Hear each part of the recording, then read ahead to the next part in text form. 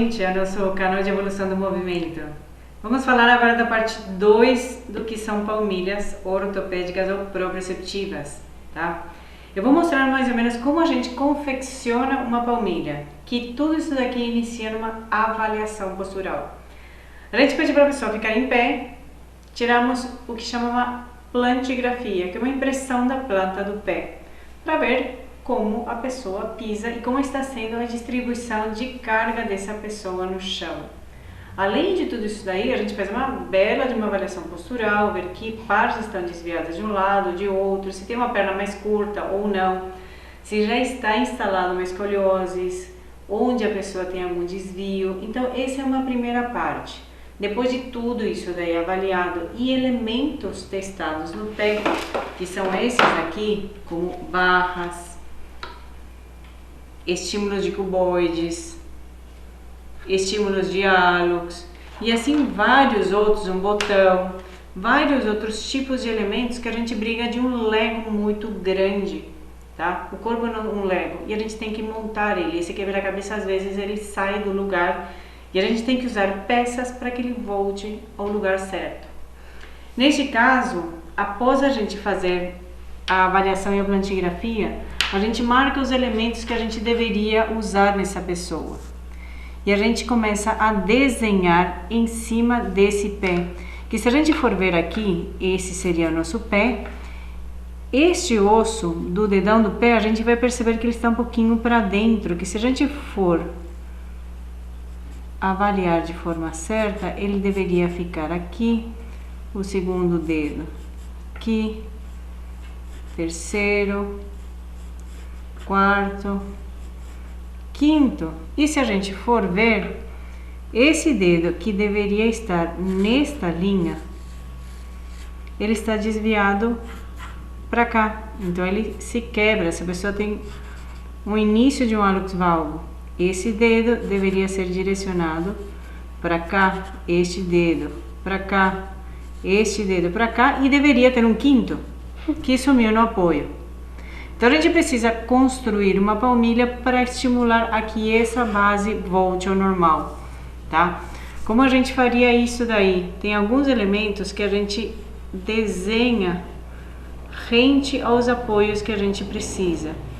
Alguns elementos que a gente vai usar servem para estimular musculaturas, outros servem para inibir tendões que estão muito sobrecarregados, tá? Sempre de forma anatômica. Por que a gente desenhar esse elemento?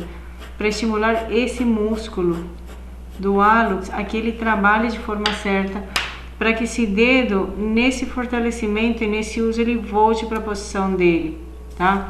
A gente pode usar também alguns outros elementos. Por exemplo, se temos um pé muito caído, um pé plano, um botão, que vai estimular toda a musculatura, vai usar um ponto motor da planta do pé, para que a gente consiga estimular ele a que volte a se formar novamente.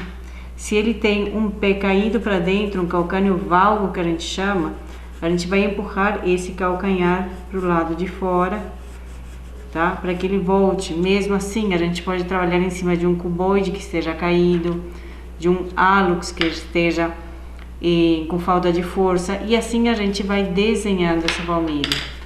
A gente corta todos os elementos, sim, com aquela tábua que a gente tem em casa. Um estilete vai ser o melhor amigo nesse sentido. Uma mão bem firme para ir desenhando em cima dos contornos que a gente precisa. Para que? Para destacar os elementos que a gente vai depois lixar, cortar e colar.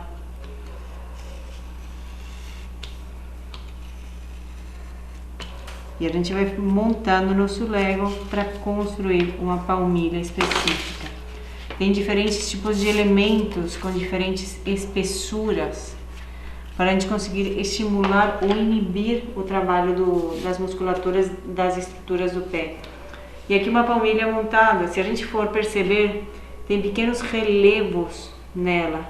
E são assim, pequenininhos mesmo, porque o pé não precisa de grandes estruturas para estimular. Esse botão que a gente desenhou aqui, ele, por exemplo, está nessa estrutura aqui, que já é suficiente para que o pé ele volte a se contrair da forma correta, para que nessa posição correta do pé estimule o joelho, estimule o quadril, a coluna e a pessoa entre no eixo correto. Assim, diminui a dor, melhora a performance, sim, de muitos atletas, que correr com uma perna puxando mais do que a outra vai fazer com que a velocidade diminua. E se a gente consegue corrigir isso daí, a pessoa rende muito mais. No treino de carga, se a gente faz mais força de um lado do que do outro, a gente centraliza a força onde precisa. Então tem diferentes tipos de utilidades, mas para construir dessa forma individual, sempre um pé talvez diferente do outro, tá? Então espero que tenham gostado, que tenha tirado um pouquinho de dúvidas, tá? E até a próxima.